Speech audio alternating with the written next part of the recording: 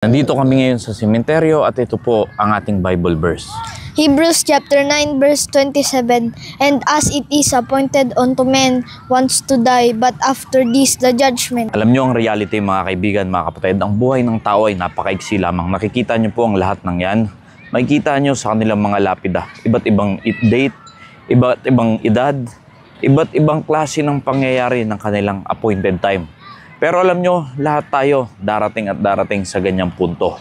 Lahat tayo ay dyan din ang kahantungan. Makikita nyo sa akin likuran, bago pa lamang yan. So sino makakapagsabi kung kailan mangyayari ang bagay na yan sa iyong buhay?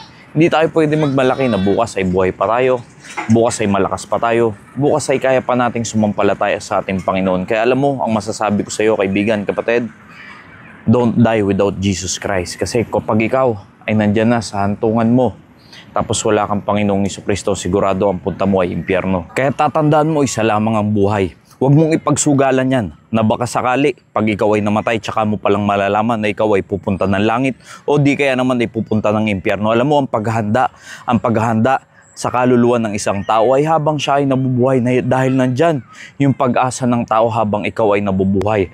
Habang ikaw ay may lakas pa, habang kaya mo pa na ikaw ay tumalikod sa iyong mga kasalanan at sumampalataya ka sa ating Panginoong Jesucristo upang pag dumating ang iyong takdang araw, hindi mo ipagsusugalan ng iyong kaluluwa at malalaman mo na ikaw ay meron talagang kaligtasan. Kaligtasan sa biyaya ng ating Panginoon sa pamamagitan ng pananampalataya sa ating Panginoong Jesucristo. Dahil ito ang tatandaan mo, yung appointed time na yan, ni kailanman ay hindi mo kayang pigilan. Ni isa sa atin na nabubuhay sa mundong ito, pag dumating na yung appointed time na yan, wala nang makakapigil dyan. Kaya't ang payo ko sa iyo, kaibigan, ang buhay ay maiksi lamang.